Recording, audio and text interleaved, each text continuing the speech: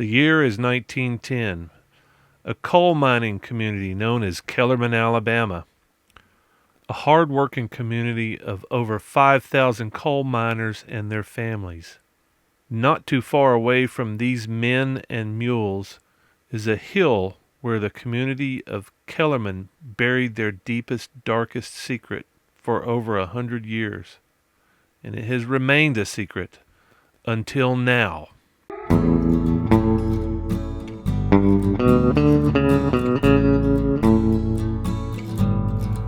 For the past few months, I have been trying to finish up the story of the ghost town of Kellerman, Alabama.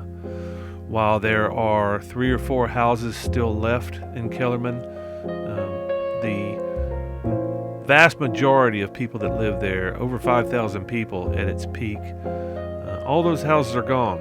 And I've been trying to tell the story for several months, collecting more stories and talking to more people. I found a gentleman recently that grew up in Kellerman, and he has been gracious enough to share some of his stories and experiences. And the other day, he took me up to the elusive place that other people had told me that was out there, and I'd been unable to find the location of what is an old abandoned black cemetery. This cemetery was where the people of Kellerman allowed the black miners and their family to bury their dead. Things were different back in the day. Back before civil rights, black folks and white folks did not live together. And they did not share a same neighborhood, and they did not share churches, and they did not share graveyards. So this was a graveyard for a black church in the community of Kellerman, and it's one of the only things that's left of Kellerman, and it has been stripped all the way around the graveyard, and it's not the only one. This is the second one that I have found that has been strip mined, and they left the graves intact and stripped all the way around it, and it's left a hillside. And you can tell, it's very obvious that the rest of the area around Kellerman has been strip mined, besides the 3 or 4 houses that still exist.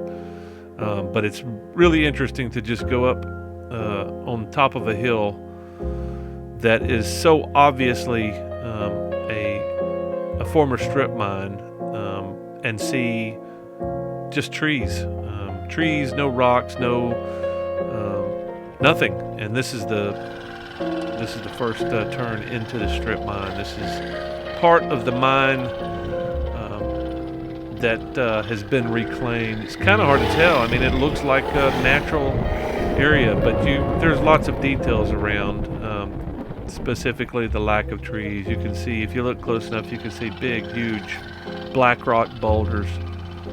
The overburden that comes out of the mines, and in this case, and I'm looking at the hill, directly on the hill here, and we walked up this the other day, me and Mr. Capley, and I decided to see if I could find a better way up. I thought maybe there might be a way to take this road into the back and maybe climb up a more gentle slope. At the top of this hill, it's a lot of little pine saplings that are really tight together, and I wanted to get my bike up to the top if I could. I'd been considering camping up here overnight and telling the story maybe from a campfire, and it just didn't turn out this weekend for the weather. But I still wanted to go up and see what I could see. And in this case, I wanted to see if there was a way into the back side of the cemetery. And after going down this road and finding that dead end, I turned around and headed back up and went up to the section that we had walked just a few days earlier. And despite this area being reclaimed strip mine, it's a pretty spectacular area. You can obviously see signs of the reclamation and the overburden, the piles of black rock that's stacked everywhere. But if you don't pay close attention to it, it's just a beautiful piece of nature.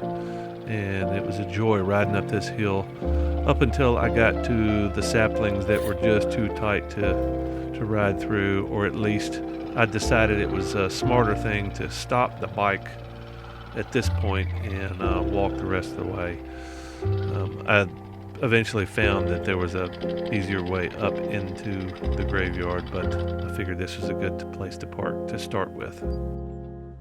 So I'm back up in the old black cemetery. I was gonna try to ride my bike up through this thick stuff, but I think it's just as well I leave it where it's at. Maybe not break anything off the bike. I'm sorry, anything else off the bike. I want to camp up here, although it's warm and sunny right now. It's supposed to be more rain and cold tonight. It's actually warmer. I think it's still around 60 degrees. It's supposed to be in the high 40s tonight, and rain, thunderstorms. So I think I'm just gonna do another walkthrough today and kind of do some more exploring. Man, this is thicker than I remember.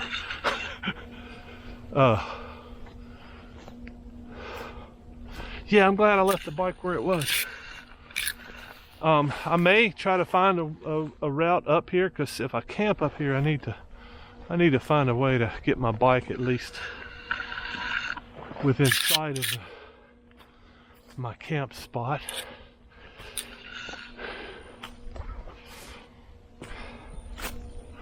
So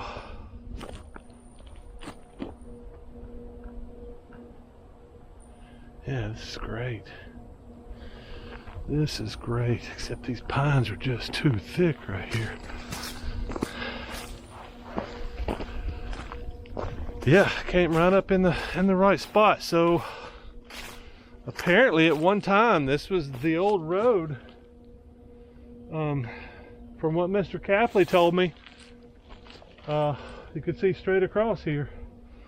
So all this was flat. So this small mountain or hill that we're on top of was not a small mountain.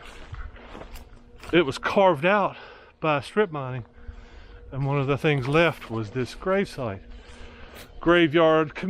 Sounds like didn't belong to a church. It sounded like a community graveyard. But I want to insert the story of Mr. Capley telling me, you know, he grew up here, Kellerman, just down the hill, and he said the black community lived over there. This was an active cemetery when you were here. Oh yeah, let me tell you a story. This was the black community was straight that direction. They had a black church over there, and when one of them people passed, they would bring them up this hill in a mule wagon. Huh. They would tow that bell. If he was 80 years old, they would tow it 80 times. Wow. Looks like the first sunken grave here. The only headstone we could find, just one simple headstone over there. And it's the only one left, at least. Only one that I could find. Maybe we should go through slower this time. Sunken site. So there's somebody buried there. There's probably somebody buried here and here. And this looks like maybe, yeah, geez, it's so hard to tell. So if they strip mine, well, there's some deer poop. So the deers are up here.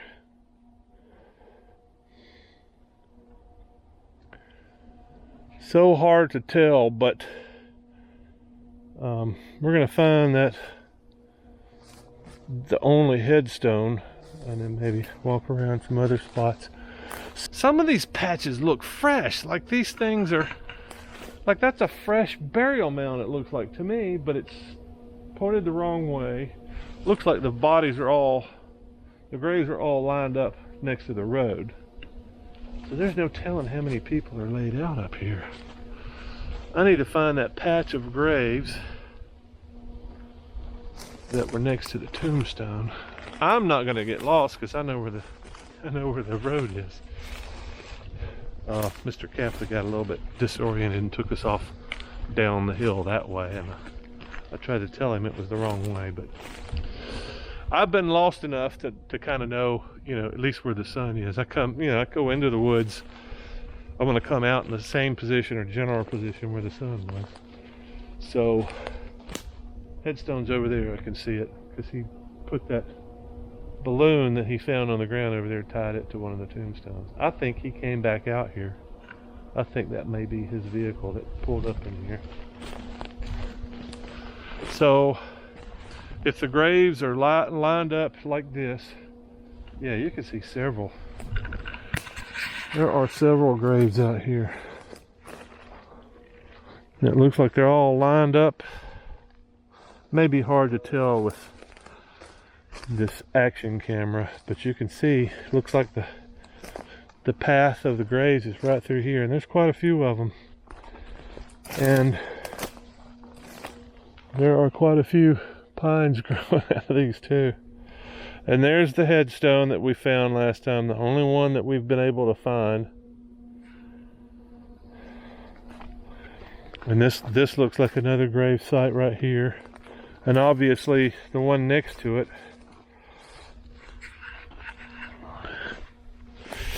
I'm going to take a picture of this one and maybe use that. Even though I found over 30 grave sites, this was the single marker that I was able to find. It's a bit disappointing and a little shocking.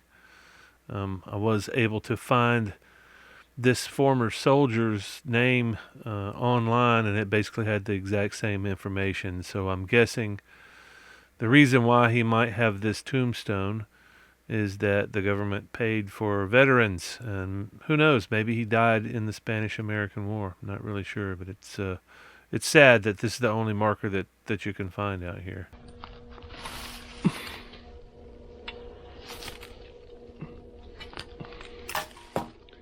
That looks like some kind of a sign post or something. Wonder what that held.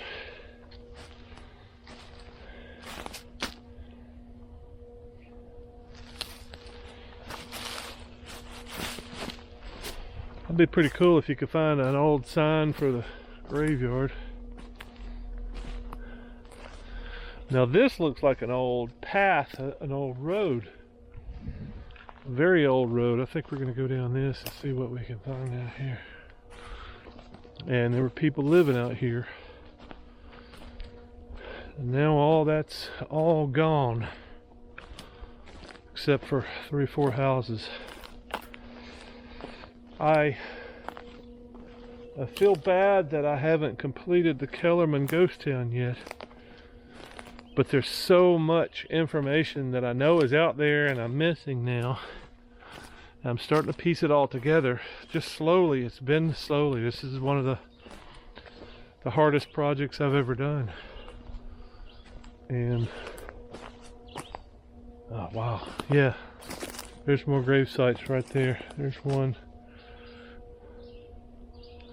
And these mounds, it's kind of hard to understand why these mounds are here. Looks like there's more over here.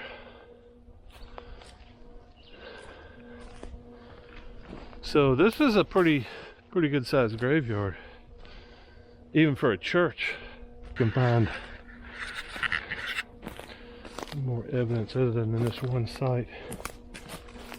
This is something that's really interesting. It took me a while to figure out. Well, I mean, it's been a while, but it took me a while to figure out, visiting older grave sites, especially the abandoned ones. You wonder, why are all the graves sunken? Well, if you think about it, it doesn't take long to figure it out. If you think about it, people are buried in caskets and they're mostly empty on the inside, especially when the body decays. And especially back then, these people may or may not have been embalmed, so they're buried in wooden boxes that decay. They're buried with their possibly not preserved bodies that decay and would certainly decay after the casket decays. So what you're left with is an empty void. When you have an empty void on top of the ground, all that ground on top of it collapses. So you get these empty voids that are probably 4.5, 5 feet in length, because the ground collapses at the head and the foot and the sides. So you don't have a full 6-foot box that is still underground. So you have 4.5, 5-foot voids, sometimes smaller than that. When I first noticed that that was what it was, I was thinking, okay, these are all kids buried in here. And then I realized, no, it's probably just the way the grave collapses.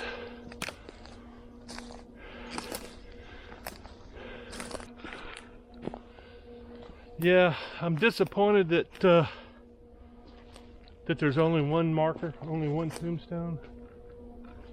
But it may also have been the only guy with any money. Everybody else may have had wooden markers, and of course they're all gone. Probably made out of pine, which means they didn't last 20 years. Or cedar, you know, some cedar will last a long time. But so lots of sites, lots of graves here. A few down the hill. And then we really didn't explore over here at all. Makes me wonder if we're missing something. Sure would like to see some pictures from this time period. I sure would like to get a better idea of what the area looked like turn of the century. And maybe even in the 40s and 50s before they bulldozed everything.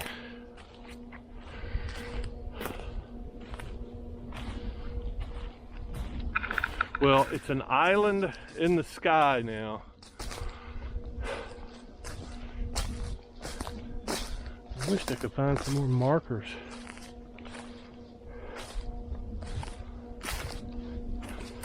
I'm betting there's quite a few more markers up here. They're just probably covered. They probably were struck by a falling tree or limb, knocked over, and then buried by all the pine straw that eventually covered them up. I just want to see what this place looked like 50 years ago. That's all I want to do. I want to see what it looked like 50 years ago. If I could tell what it looked like 50 years ago and get some kind of a bearing based on that one marker that's back there, maybe we could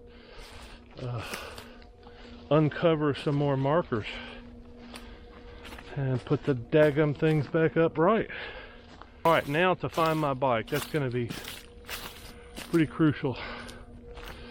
I think I walked up this trail a little bit, but I'm not real sure. It's not too far above the clover, so I'm not real concerned about it. But I could walk right past it as thick as these pine trees are. This bike? Yeah, I could definitely get that thing up here. Just got to pick the right path.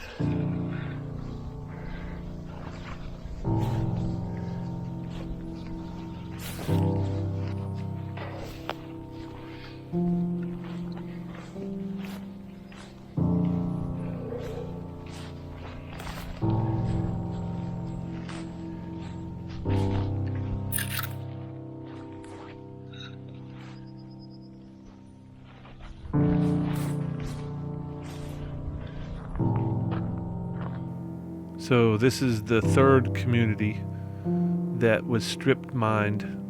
Everything around it was strip mined, and the only thing that is left in this community is 3 houses and this graveyard. The last graveyard that I showed you, nobody knows anything about, even Mr. Capley, who lives less than a mile away from the graveyard that I showed you. So it's just a complete unknown. But luckily, the coal mining company found it and preserved it, just like this one. It's a shame that nobody else is taking care of this site. It just makes me wonder if any of the descendants of the people that lived in Kellerman, the black families, know about this place. I wonder if they would be interested in coming up here and maybe cleaning the place up, maybe organizing it, maybe doing some research on where their kinfolk were buried.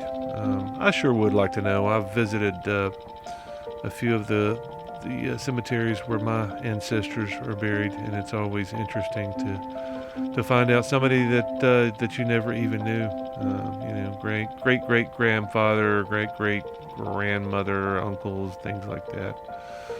But it was a really nice day riding around in a strip pit, and just looking at a place like this just looks pretty magical. I mean, if you just kind of take it all in, it's the clover and the rolling hills, and in Alabama, it's unique to have a view like this from a hillside that's not cluttered up with a bunch of trees. And anyway, it was a great day exploring. I may wind up camping up here one night in the future, but I did want to get it on film and document it and let folks know this thing is out there. If you want to go check it out, it's pretty easy access. If you don't have a four-wheel drive, it's just the walk to the top of this hill. It's not really that hard, but hopefully I'll have a few more ghost towns and graveyards coming up. Check out the last graveyard I